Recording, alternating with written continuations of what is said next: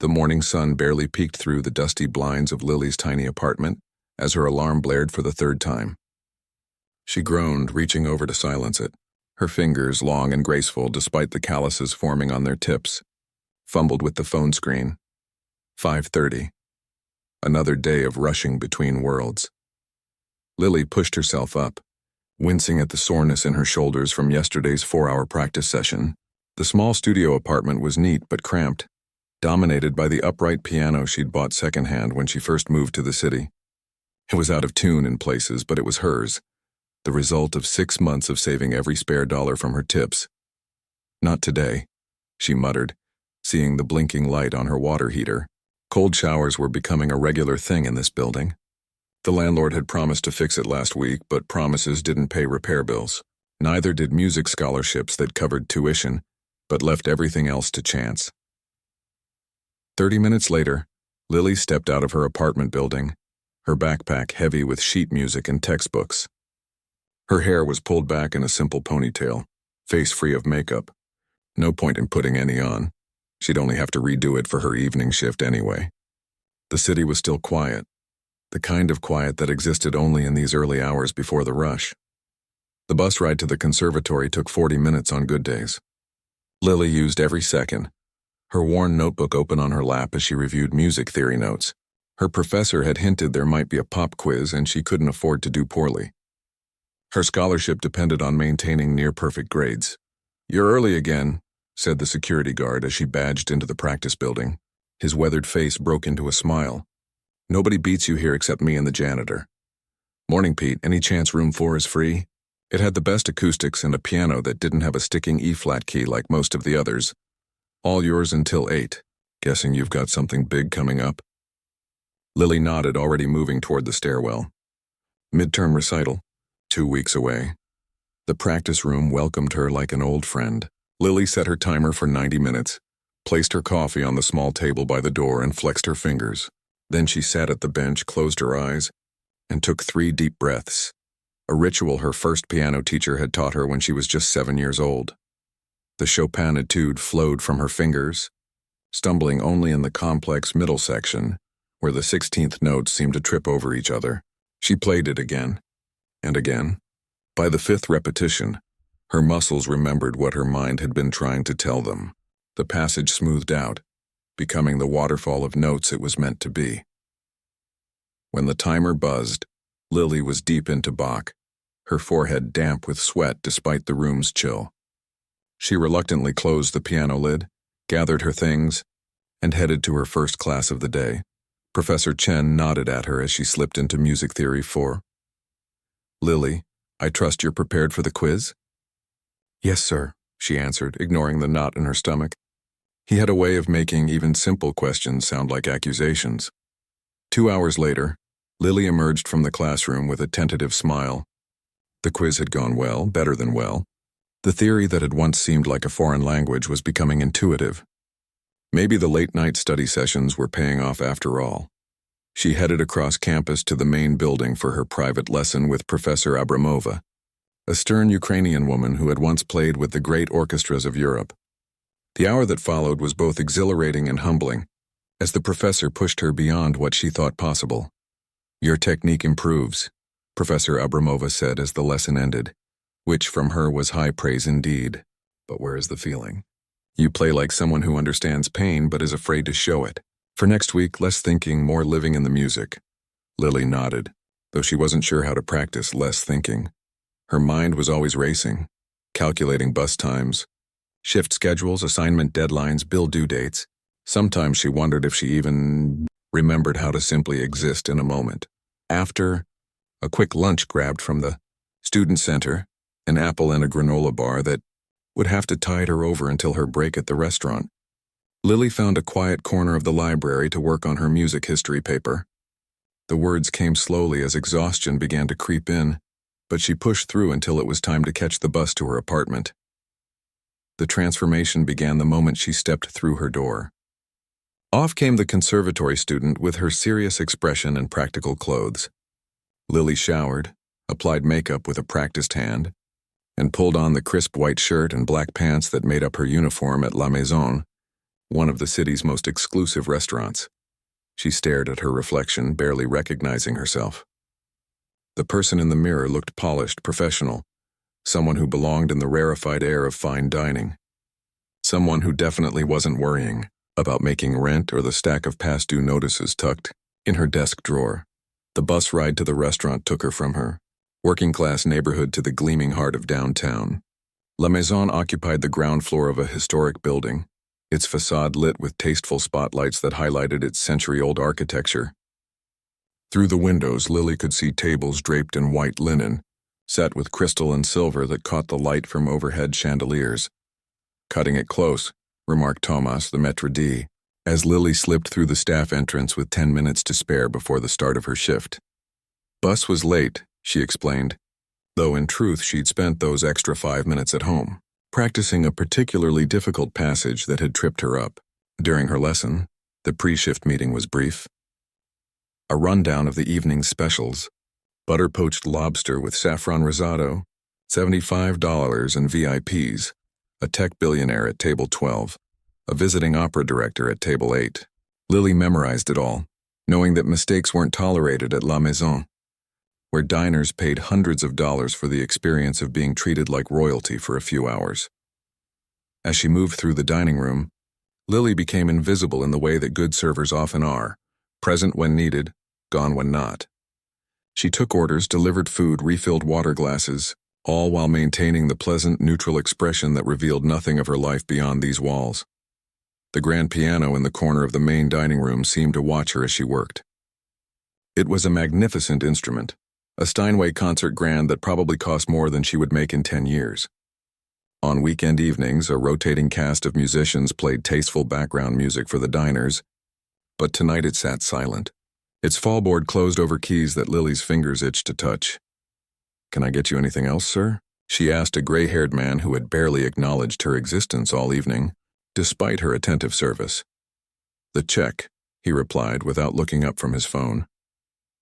Table 7 was more demanding, a group of wealthy business people celebrating a deal, their loud laughter at odds with the restaurant's subdued atmosphere.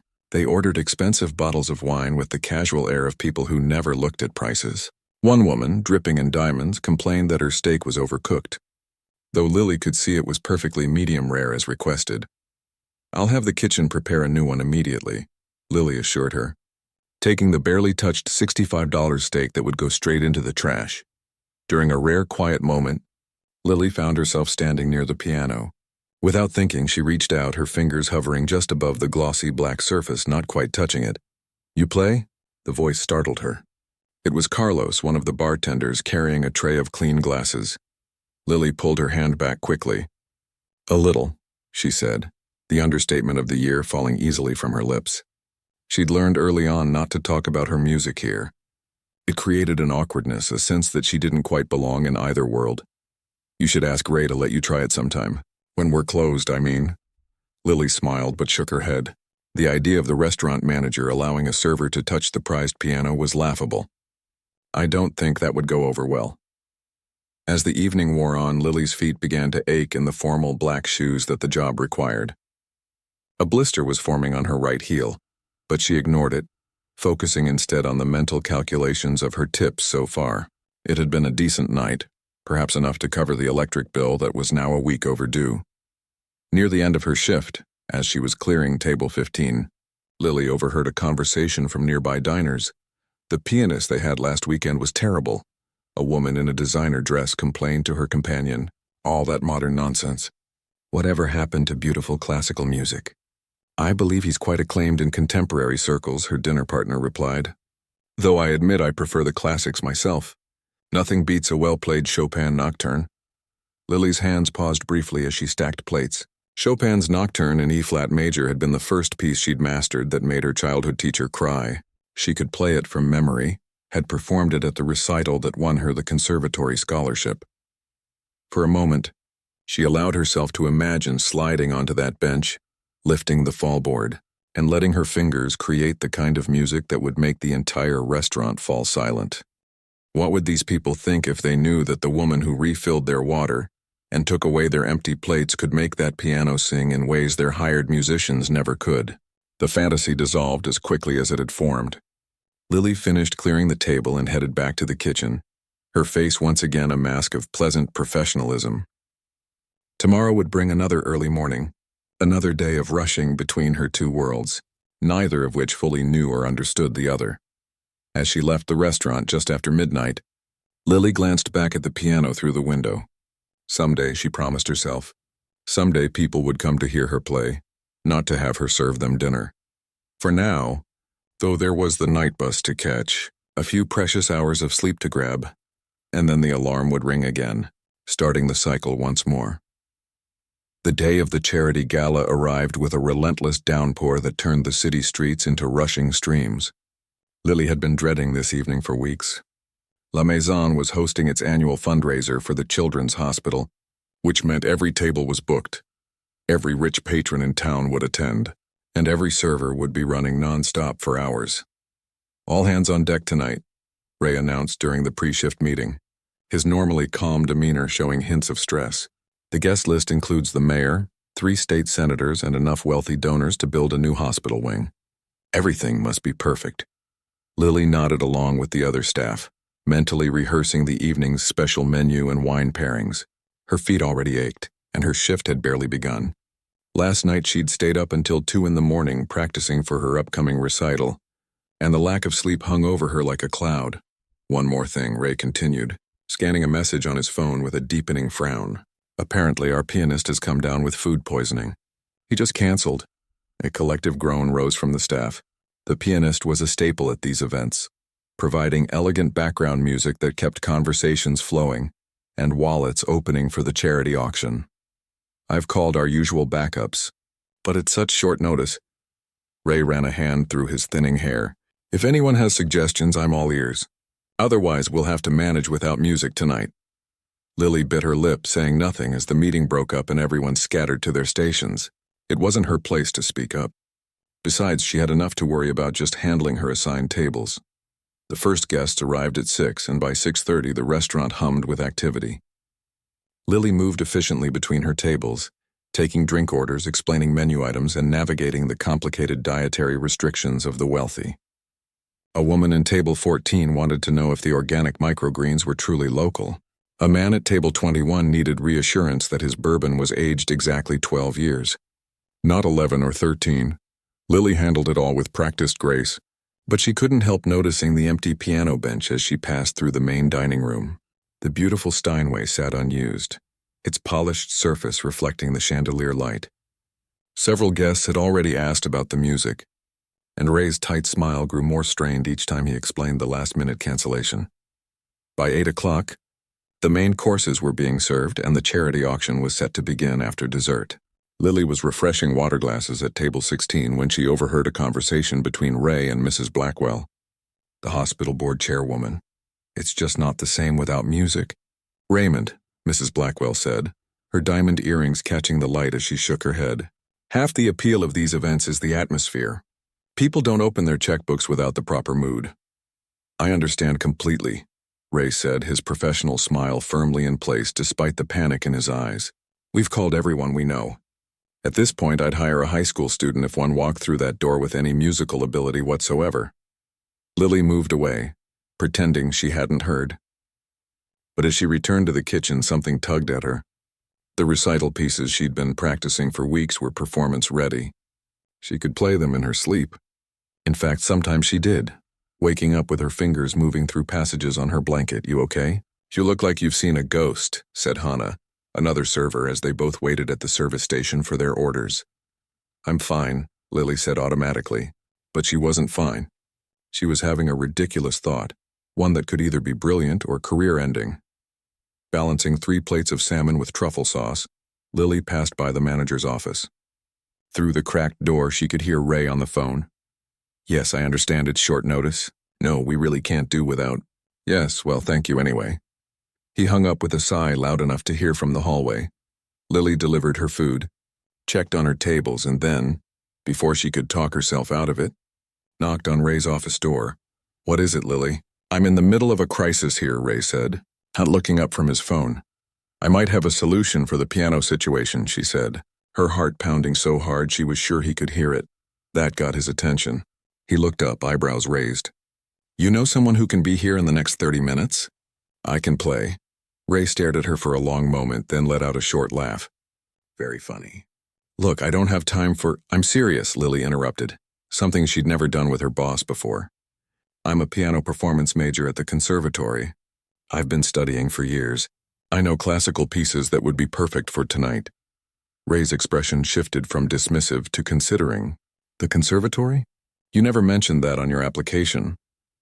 I didn't think it was relevant to serving tables, Lily said, trying to keep her voice steady. But I can play. I can save your event. Ray studied her, clearly weighing his options, which were precisely none. What would you play? Chopin, Debussy, some Bach. Elegant pieces that won't overpower conversation but will create the atmosphere Mrs. Blackwell wants. A server hurried past the office, nearly dropping a tray of drinks. From the dining room came the increasing volume of guests who'd had just enough champagne to forget their indoor voices. Fine, Ray said finally. You get one chance. If it's not working, I'll cut you off and we'll go without music. And you'll need to look the part. That server uniform won't do. I have a black dress in my locker, Lily said, feeling a rush of both excitement and terror. I always keep one for auditions. Be ready in 15 minutes. You'll start during the salad course. Lily nodded and hurried away before he could change his mind. In the cramped employee bathroom, she changed out of her server uniform with trembling hands. The black dress was simple but elegant, something she'd found at a thrift store and tailored herself. It would have to do. She pulled her hair from its tight ponytail, letting it fall in waves around her shoulders. The face in the mirror looked both familiar and strange. The person she was in her music world, not her server world. What are you doing? Hannah asked when Lily emerged from the bathroom transformed. Are you quitting in the middle of a shift? Because that's a power move I didn't think you had in you. Ray asked me to play the piano, Lily explained, still not quite believing it herself. I'm filling in for the musician who canceled. Hannah's jaw dropped. You play piano? Like for real? For real, Lily confirmed, glancing at the clock. 3 minutes left. Can you cover my tables for a bit? I'll make it up to you. Are you kidding? This I have to see. Go. Lily made her way to the main dining room, skirting around the edges where guests wouldn't notice her. Ray stood by the piano, visibly nervous. When he saw her, his eyebrows rose slightly in approval of her transformation. Ladies and gentlemen, he announced, his voice carrying across the room with practiced authority. While our regular pianist couldn't join us tonight, we're fortunate to have a talented musician from the conservatory who has graciously agreed to provide music for our event. Please welcome Lily to the piano. A smattering of polite applause followed as Lily walked to the piano bench, feeling as if she were floating outside her body. These were the same people who had barely glanced at her all night as she served their food. Now all eyes were on her. Mostly curious, some skeptical. She sat down at the bench, adjusting it to her height. The keys felt different from her practice piano, more responsive with a weight and depth that spoke of the instrument's quality. She took a deep breath, closed her eyes for just a moment, and began to play. She started with Debussy's Clair de Lune, its gentle opening notes floating over the dinner conversation. Her fingers found the keys with a sureness that came from countless hours of practice. The piece was dreamy, atmospheric, perfect for background music that wouldn't demand attention but would create a mood. At first, the guests continued their conversations, glancing occasionally at the server-turned-pianist with mild interest.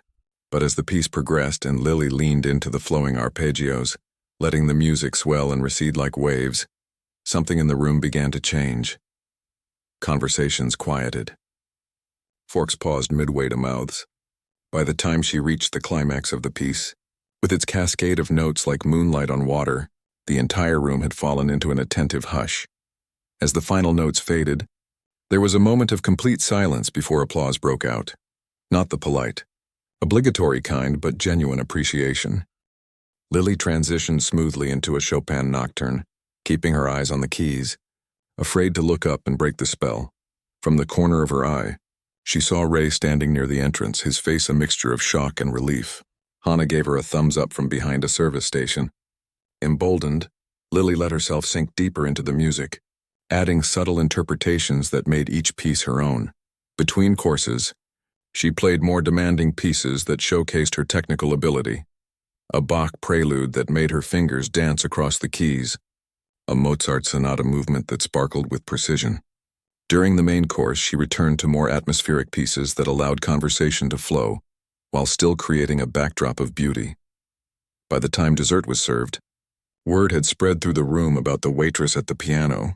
Guests who had ignored her earlier now watched with interest. Mrs. Blackwell had moved to a chair closer to the piano, her auction notes temporarily forgotten as she listened. During a brief pause between pieces, an older gentleman approached the piano. Lily recognized him as Dr. Rivera, a renowned surgeon who had donated millions to the hospital. "Young lady," he said, his voice low so as not to draw attention, "that was Rachmaninoff's prelude in G minor you just played, wasn't it?" "Yes, sir," Lily replied, surprised that he'd recognized the piece. "My late wife was a concert pianist. She played that often." His eyes behind expensive glasses were kind. "You have exceptional talent." "Are you a student?" "Yes, at the conservatory. I'm on scholarship," he nodded thoughtfully. "Well, don't let these people keep you from your practice. Talent like yours needs nurturing." He slipped a business card onto the piano. "My foundation supports young artists. Call my office next week." Before Lily could respond, he had returned to his table. She tucked the card into her dress pocket, heart racing with possibilities. As the auction began, Lily played softly underneath the auctioneer's patter, adding dramatic flourishes when big bids were announced. She could see Ray beaming now, as donation amounts climbed higher than previous years. By the time the event wound down, 3 hours had passed in what felt like minutes. Lily's fingers were tired but not painful. Her daily practice regimen had built her stamina for just such performances. As guests began to leave, many stopped by the piano to compliment her playing. Some asked if she performed regularly at La Maison, seeming surprised when they recognized her as their server from earlier. "That was unexpected," Ray said when the last guests had departed and staff were clearing tables. His earlier skepticism had vanished. "Why didn't you ever mention you could play like that?" Lily shrugged, suddenly self-conscious as she closed the piano lid with reverent care. "It never came up." Well, Mrs. Blackwell was impressed. She said the music made all the difference in the donation total. He hesitated. "Would you consider playing again? For special events? We'd pay you properly, of course." Lily thought about her overdue bills, her struggling student budget, the grueling double shifts. "I'd like that," she said simply. As she changed back into her uniform to help with final cleanup, Lily caught her reflection in the bathroom mirror. She looked different somehow, standing straighter, eyes brighter. For the first time since starting at La Maison, she'd been seen, really seen, not as just another server, but as who she truly was. The business card in her pocket felt like it weighed nothing and everything at once. Tomorrow would bring questions, decisions, possibilities. But tonight, as she wiped down tables alongside her fellow servers, Lily allowed herself to feel something that had been in short supply lately: hope. Word spread quickly through La Maison about Lily's hidden talent. In the week following the charity gala, regular customers began asking if the piano girl would be playing again. Ray, seeing an opportunity, asked Lily to perform during Friday and Saturday dinner service. He offered her less than what he paid the regular musicians, but still more than she made in tips on a good night. "Just think about it," he said when she hesitated. "You'd work fewer hours for more money." Lily took the deal, though not without mixed feelings. Playing at the restaurant was nothing like performing in a concert hall, which was what she'd trained for her entire life. But the extra money meant she could cut back on serving shifts and focus more on her studies. On her first official night as the restaurant pianist, Lily arrived early to warm up. She'd selected pieces that wouldn't interfere with dining but would still showcase her abilities, a mix of classical, favorites, and more contemporary compositions that she thought the clientele would enjoy. "Nervous?" asked Hannah, passing by with a tray of clean glasses. "A little," Lily admitted. "It's different when people are expecting something." "You'll be amazing," Hannah assured her. "Half the staff is planning to find excuses to walk through the dining room just to hear you play." The evening began slowly, with just a few early diners scattered throughout the restaurant. Lily started with gentle Chopin preludes, letting her fingers reacquaint themselves with the Steinway's responsive keys. As more guests arrived, she could feel the difference in how they looked at her, with curiosity and interest rather than the invisible status she'd held as a server. By 8 o'clock, the restaurant was full, conversation and laughter flowing between tables. Lily transitioned into more complex pieces, feeling confident enough to close her eyes at times, letting the music guide her. When she opened them during a particularly moving passage of Beethoven's Moonlight Sonata, she noticed something surprising. People were actually listening. A middle-aged couple had paused their conversation, forks hovering above their plates as they turned toward the piano. An elderly man at a corner table had set down his wine glass and was watching her with an expression of deep appreciation. Even the servers moved more quietly, as if reluctant to disturb the music. During her break, Ray approached with a rare smile. "Whatever you're doing, keep it up. The guests love it. Mrs. Chen at table 12 said she's been coming here for 20 years, and this is the first time she's enjoyed the music enough to stay for an extra dessert course."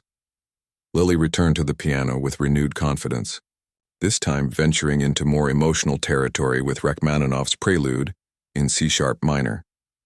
The piece began with those famous heavy chords that rang through the restaurant like bells, immediately drawing attention. Then came the middle section, delicate and yearning before building back to the thunderous conclusion.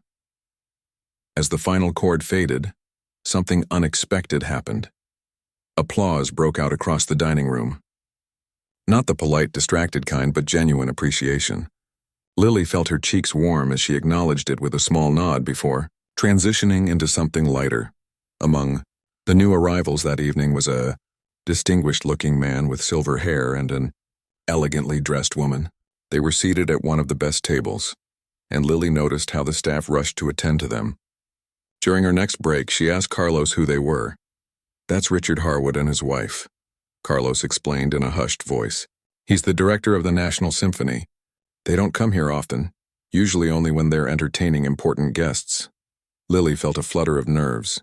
A symphony director was listening to her play restaurant music.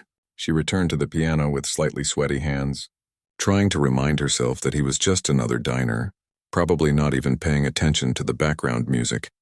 But when she began Debussy's Reverie, letting the impressionistic harmonies float through the room, she noticed Harwood pause his conversation and turn slightly toward the piano.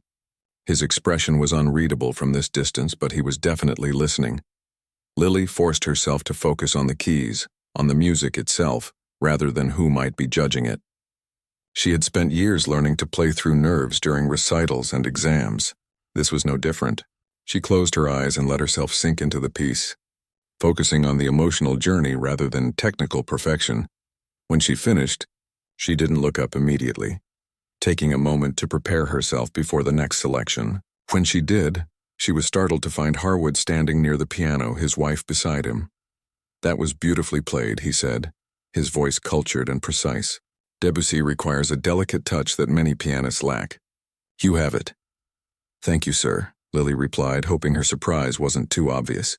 "I'm glad you enjoyed it. My wife insisted we come speak to you before we left. She thought perhaps you were a recording at first. It seemed unlikely to find such refined playing in a restaurant setting." He smiled slightly. "May I ask where you studied?" "I'm currently at the conservatory," Lily explained. "Third year of the performance program." His eyebrows lifted. "Under Professor Abramova, perhaps? I recognize her influence in your phrasing."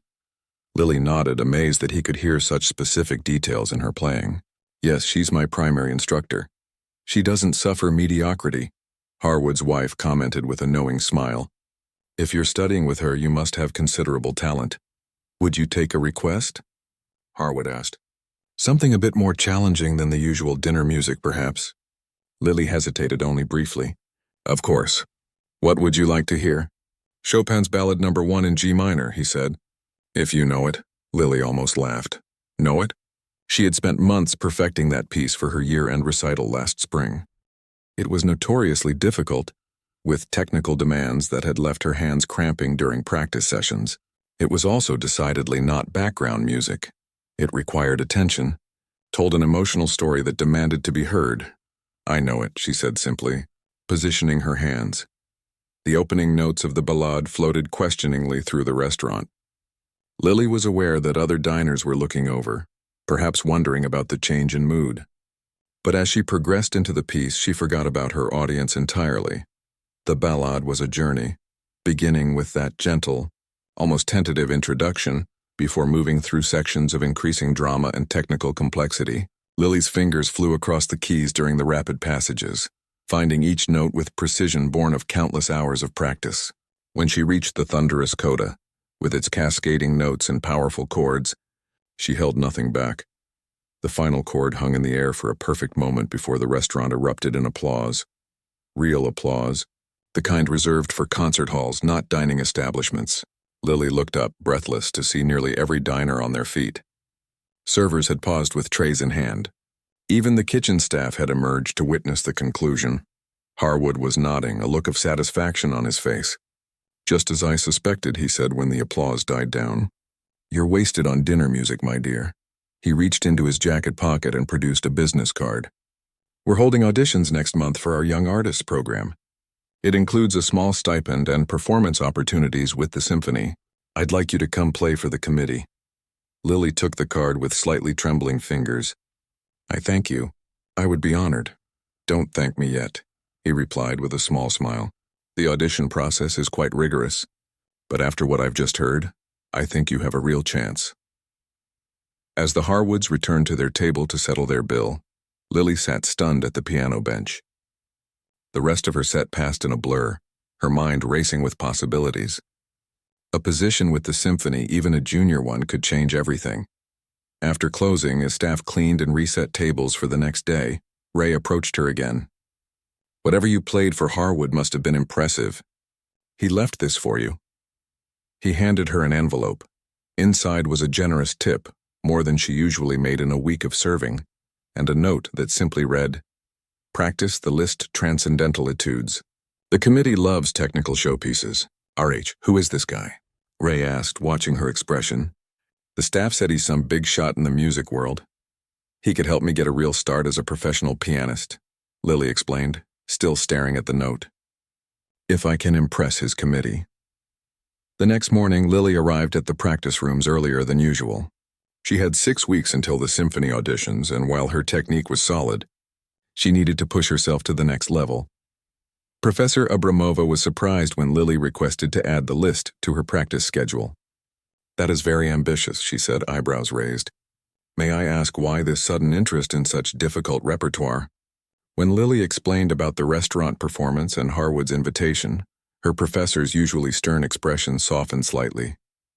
"I wondered why Richard mentioned he'd heard a promising student recently. He did not tell me it was you. You know him?" Lily asked, surprised. "The music world is small at the top," Abramova said with a dismissive wave. "We served on competition juries together many times. His opinion carries weight." She studied Lily for a moment. "This opportunity, you understand how significant it is?"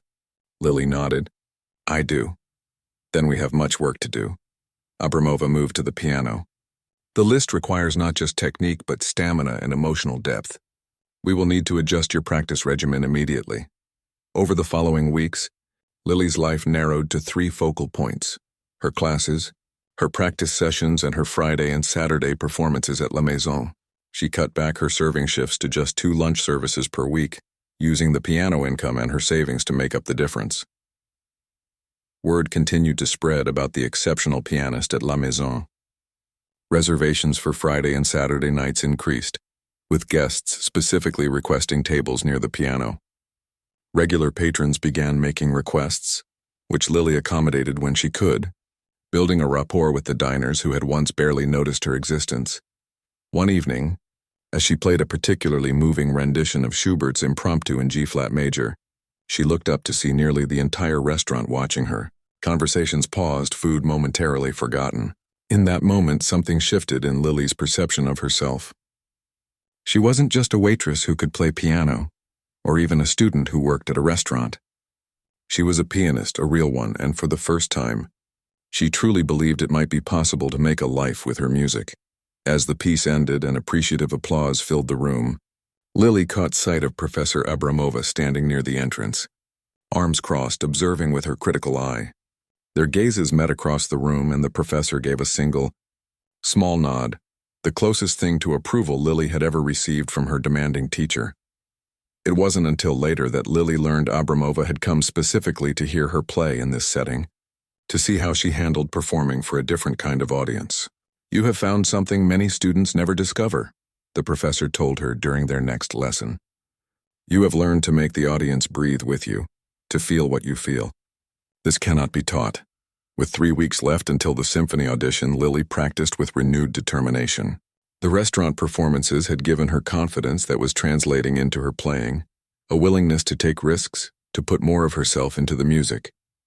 For the first time since she began her studies, she was playing not just with technical precision but with a voice that was uniquely her own. News about the Waitress pianist spread through the city's music community like wildfire. Lily found herself recognized not just by restaurant patrons but by fellow students and faculty who had previously paid her little attention. Some came to La Maison specifically to hear her play, sitting through expensive dinners they could barely afford just to witness what everyone was talking about. "There she is," Lily overheard a first-year student whisper as she crossed the conservatory courtyard. "I heard Harwood himself is mentoring her." That wasn't exactly true. She'd had exactly one brief conversation with the symphony director, but rumors had a way of growing more impressive with each retelling. Lily tried to ignore the whispers and focus on her upcoming audition, but it wasn't easy when her practice sessions were now frequently observed by curious onlookers, peering through the small windows in the practice room doors. "You're becoming quite the celebrity," Professor Abramova remarked during their lesson, her tone making it unclear whether this was a compliment or criticism. "I hope all this attention isn't distracting you from the serious work ahead." "No, Professor," Lily assured her, though in truth, the constant awareness of being watched and discussed was unsettling. "I'm focused on the audition." "Good. Now, the passage beginning at measure 84, your left hand is still too heavy."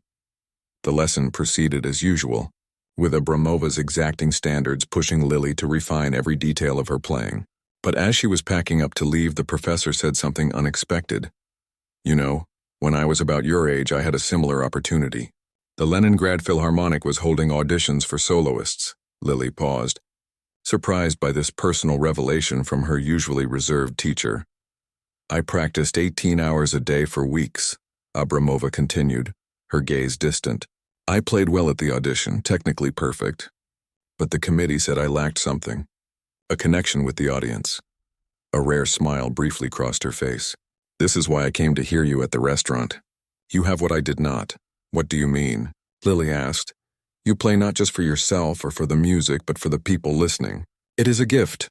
Abramova straightened some sheet music, her moment of openness passing. "Now don't waste it. Practice the list for 3 hours today, focusing on the technical passages we discussed." As Lily left the lesson, she felt both encouraged and burdened by her teacher's words. The idea that she possessed something special was thrilling, but it also raised the stakes of the upcoming audition to an almost unbearable level.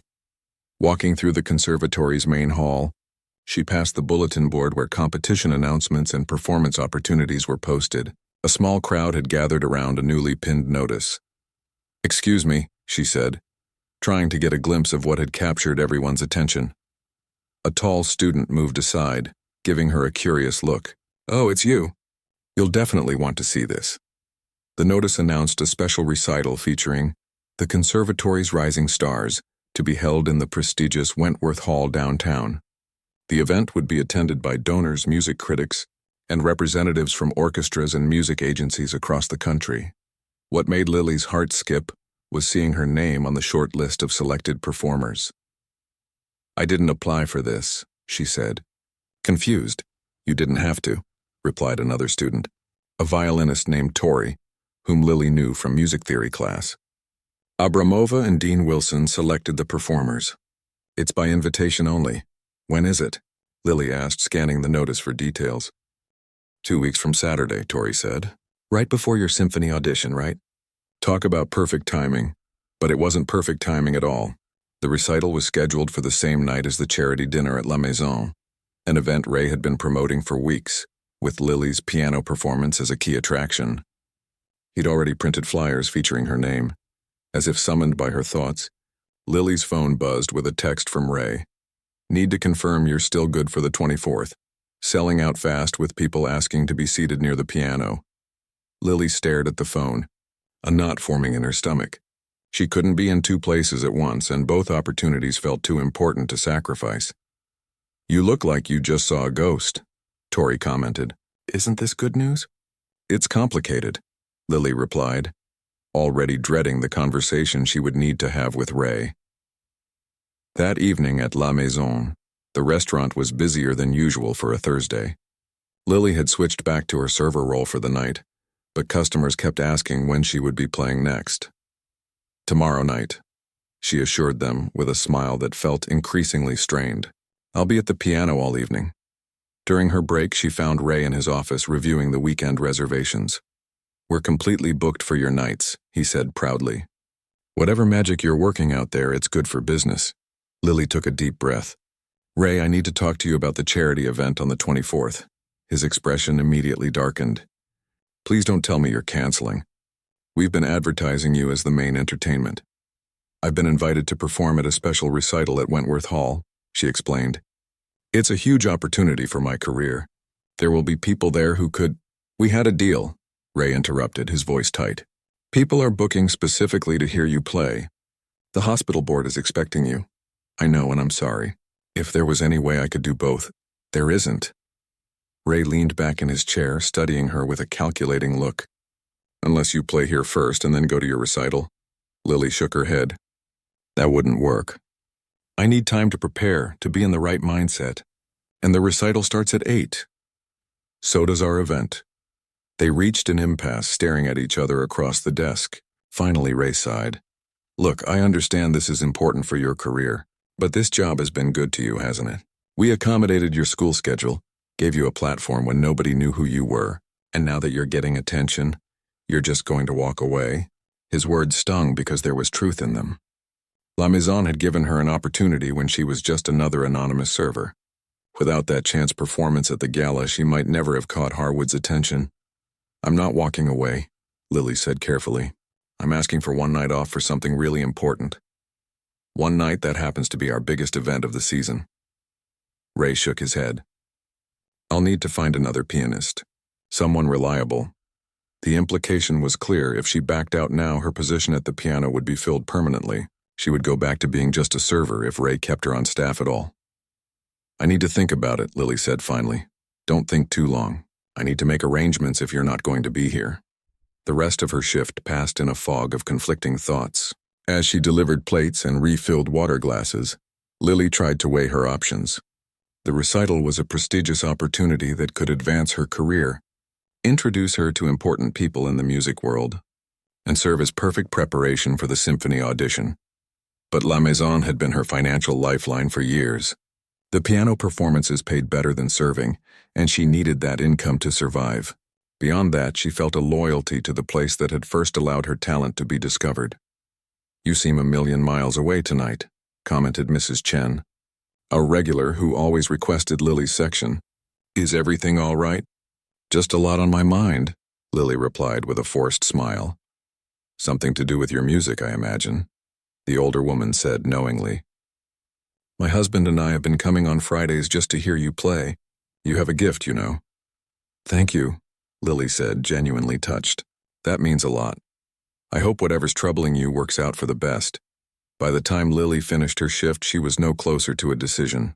She returned to her apartment, too mentally exhausted to practice, and fell into a restless sleep filled with anxiety dreams about missed performances and angry audiences. The next morning, she awoke to a text from Tori.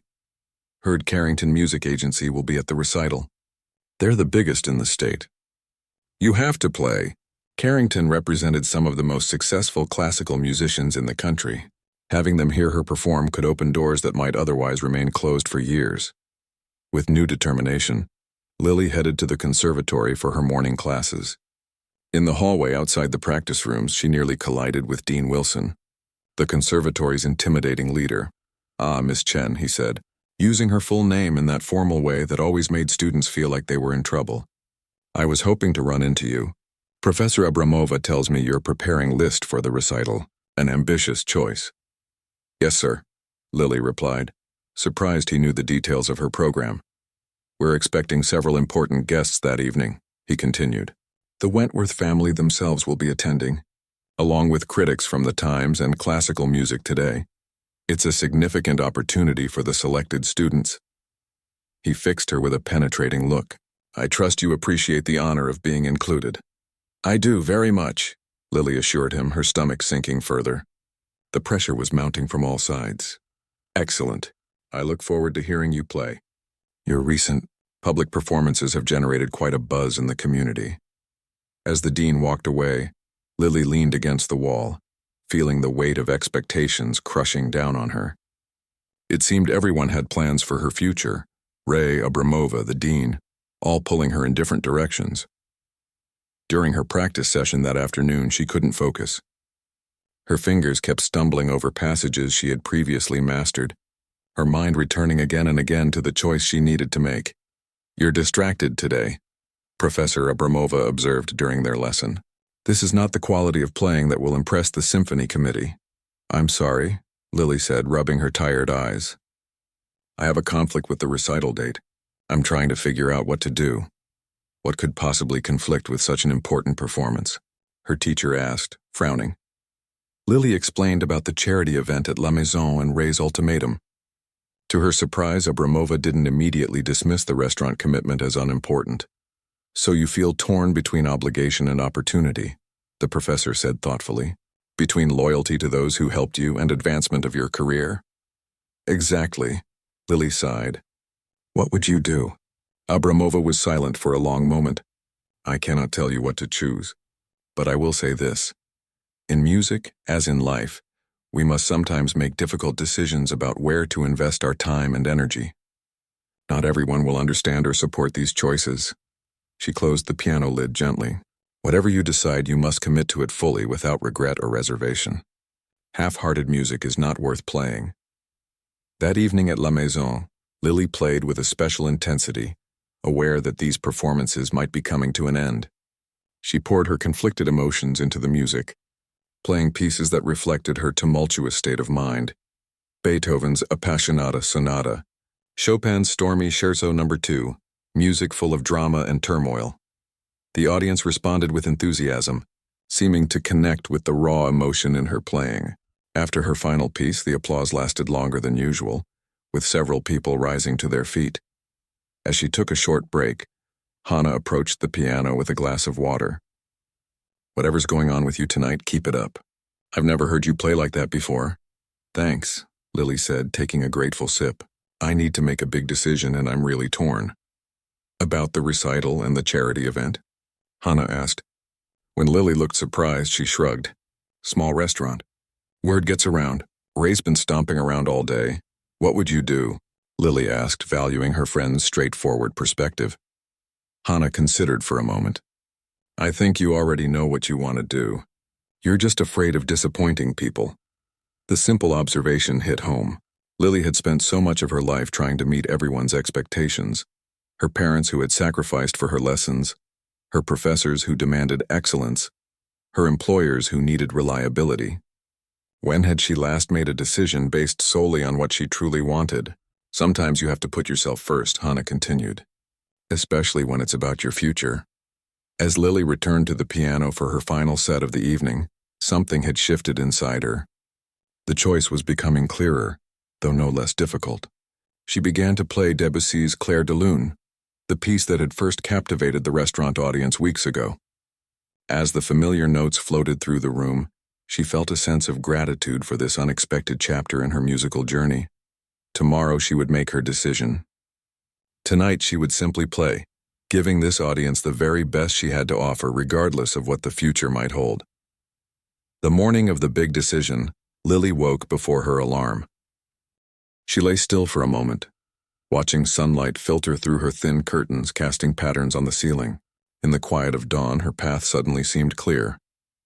By noon, she had spoken with both Ray and Dean Wilson, arranging a compromise that neither was entirely happy with but both reluctantly accepted. She would play the first hour of the charity event at La Maison, then rush to Wentworth Hall for her recital performance. It would be tight, leaving almost no time for mental preparation before the recital. But it was the only way to honor both commitments. You're cutting it dangerously close, Professor Abramova warned when Lily explained her plan. Your mind must be clear when you walk onto that stage. I know it's not ideal, Lily admitted, but it feels like the right thing to do. Abramova studied her for a long moment. Then we must prepare accordingly. For the next 2 weeks, you will practice transitioning between different emotional states. We will interrupt your playing mid-piece, then you must immediately begin something entirely different. You must learn to reset your focus instantly. The following days brought the most intense practice regimen Lily had ever experienced. Abramova would stop her abruptly during passionate passages of Liszt, demanding she immediately begin the serene opening of a Bach prelude. Or she would be playing a gentle Chopin nocturne when her teacher would clap sharply, instructing her to launch into the thunderous octaves of Rachmaninoff. At first, the transitions were jarring, her playing mechanical as she struggled to shift mental gears, but gradually, she developed the ability to quickly center herself, to find the emotional core of each piece in a matter of seconds rather than minutes. Better, Abramova said after a particularly smooth transition. Remember this feeling on the night, the ability to be fully present, regardless of what came before. Meanwhile, her final weeks at La Maison took on a bittersweet quality. Word had gotten out that Lily would be leaving her regular performances after the charity event. Patrons made special requests, asking to hear their favorites one last time. Some brought small gifts, a vintage music box, handwritten cards, a rare recording of Vladimir Horowitz playing the very Listitude she was preparing for her audition. You've made quite an impression, Ray observed, watching as an elderly gentleman presented Lily with a bouquet after her Friday performance. His initial anger about her decision had mellowed into grudging acceptance. Hard to believe you were just another server a few months ago. I was never just another server, Lily replied with a gentle smile. I was always a pianist too. People just couldn't see it. On the evening before the charity event, Lily arrived home to find a small package outside her apartment door. Inside was a sleek black portfolio case with a note from Hannah and the other restaurant staff. For carrying your music to important places. Break a leg tomorrow, piano girl. The gesture brought unexpected tears to her eyes. Despite the stress and exhaustion of recent weeks, she felt profoundly grateful for the people who had appeared in her life at just the right moments. Ray giving her that first chance at the piano, Abramova pushing her to new heights, Harwood recognizing her potential, and the restaurant staff supporting her through it all. The day of the charity event dawned clear and cool. Lily woke early, practiced for 2 focused hours, then rested her hands and mind. She had carefully selected her outfits, a deep blue dress for La Maison that could be quickly transformed with a change of accessories for the recital. Her performance pieces were meticulously prepared, the music stored in her new portfolio case alongside emergency supplies, spare hairpins, a protein bar, a small bottle of water.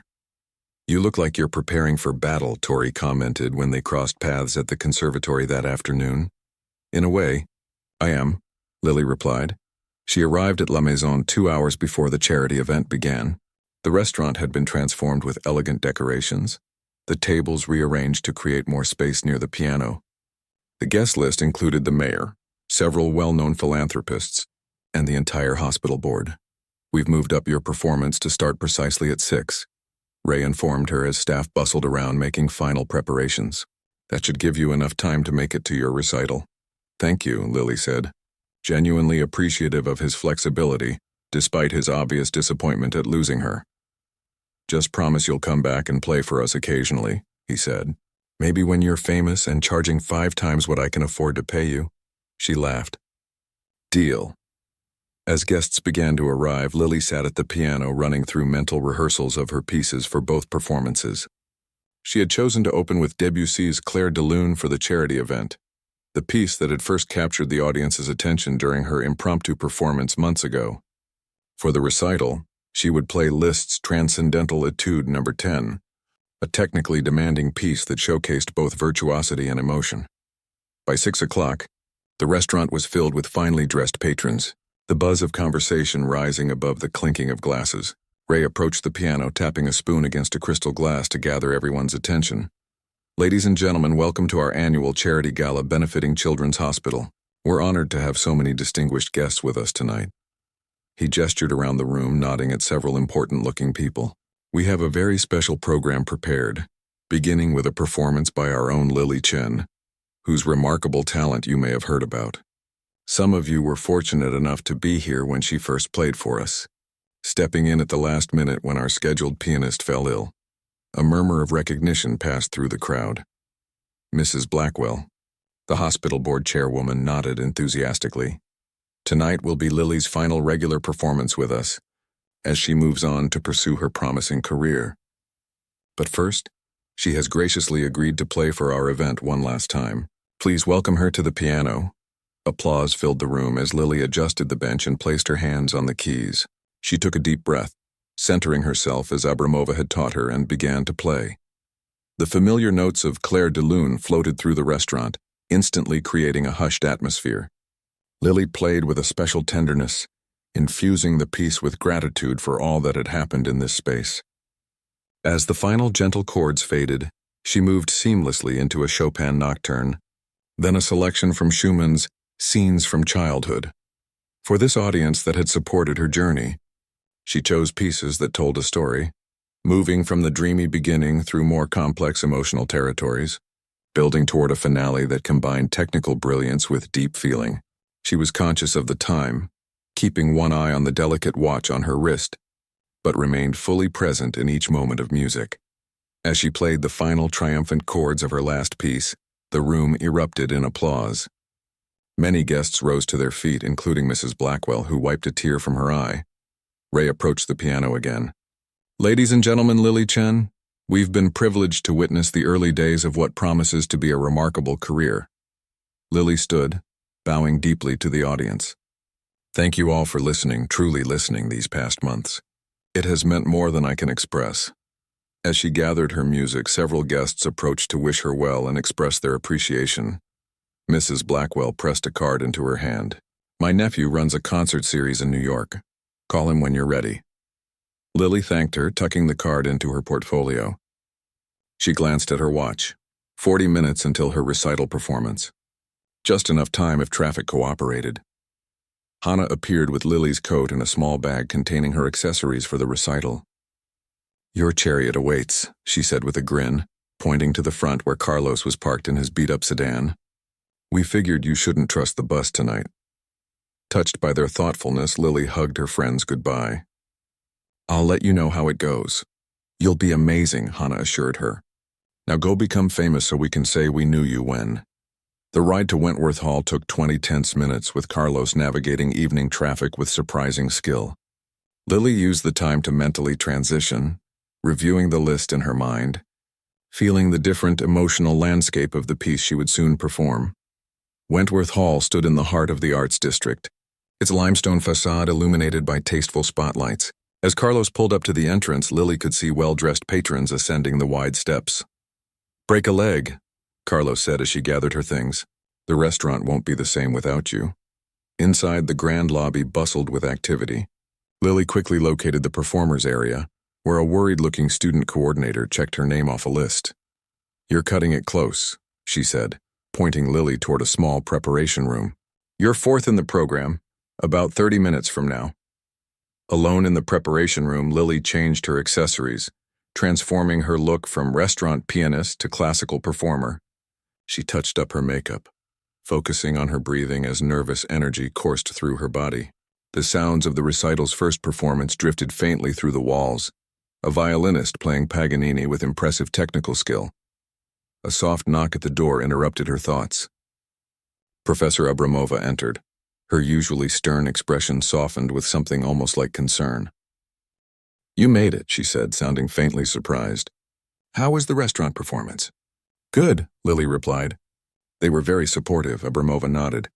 And now? Are you ready for the stage? Lily considered the question honestly. The contrast between the warm, intimate setting of La Maison and the formal, evaluative atmosphere of Wentworth Hall couldn't be more striking. Yet both required the same thing from her, honest, communicative music that connected with listeners. I'm ready, she said with quiet confidence. Remember what we practiced. The ability to be fully present begins the moment you sit at the piano. Everything else, the restaurant, the people there, the journey here, must fall away. Abramova adjusted Lily's collar slightly. I will be listening. When the student coordinator returned to escort her to the backstage area, Lily felt a surprising calm settle over her. The third performer, a cellist, was midway through Bach's Suite No. 1. Soon, it would be her turn. From her position in the wings, Lily could see portions of the audience, rows of elegantly dressed people, some taking notes, others listening with closed eyes. She spotted Richard Harwood in the third row, next to a woman she recognized as the chief music critic for the city newspaper. Dean Wilson sat with a group of what appeared to be wealthy donors. The cellist finished to enthusiastic applause, bowed, and exited the stage. The student coordinator nodded to Lily. "You're up." Walking onto the Wentworth stage felt like entering another world. The lights were brighter than she expected, the grand piano at center stage gleaming under their glow. The audience, momentarily visible, faded into darkness as she approached the bench.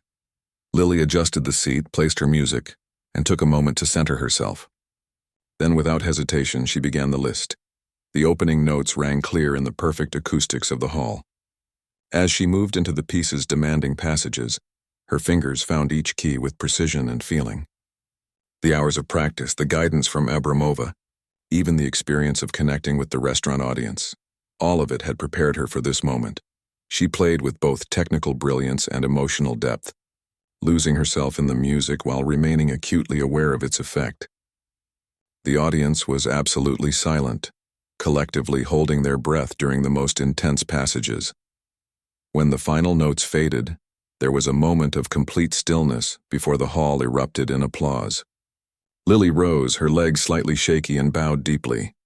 As she straightened, she caught sight of Professor Abramova in the wing, giving her the smallest of nods, the highest praise she could offer. Later, at the reception following the recital, Lily found herself surrounded by people eager to speak with her. Critics, donors, representatives from music agencies, all expressing admiration for her performance. Richard Harwood approached with a smile. "That was exceptional, especially considering your unusual evening. Your professor mentioned your dual performances tonight." "Thank you," Lily replied, surprised that Abramova had shared that information. It demonstrates something beyond talent, a commitment to both artistic excellence and personal integrity. Those qualities will serve you well at your audition next week. He introduced her to several colleagues, including the director of the Carrington Music Agency. As the evening wound down, Lily found a quiet moment to check her phone. It was filled with congratulatory messages from the La Maison staff. Hannah had sent a photo of the charity event, now in full swing, with the caption, "They're still talking about you here." "How did the fancy recital go?" Lily smiled, typing back, "It went well." "Very well." That was an understatement, but she would share the details later. For now, she was content to stand in this moment, at the intersection of where she had been and where she was going.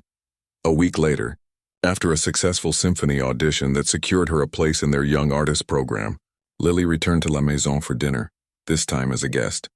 Ray insisted on treating her, seating her at the best table near the piano where a new pianist played pleasant but unremarkable background music.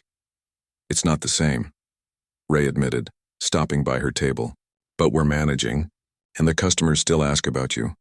"I've been thinking," Lily said, "about your suggestion that I might come back occasionally to play." Ray's face brightened. "You mean it? Even with your fancy new symphony position?" "Maybe once a month," she suggested. "These people gave me my start. I wouldn't feel right never playing for them again." As she sipped her wine, watching the new pianist who didn't know that he was sitting where her life had changed forever, Lily felt a deep sense of completion. The journey from invisible server to recognized musician had been full of unexpected turns, but each step had been necessary. She would return to this piano, not out of obligation but from choice, bringing all she was learning in her expanding musical world back to the place where people had first truly listened to her play. It felt right, this bridge between her worlds, this honoring of both her past and her future. For the first time in years, Lily felt not divided but whole, her talent and her hard work finally visible to everyone, including herself.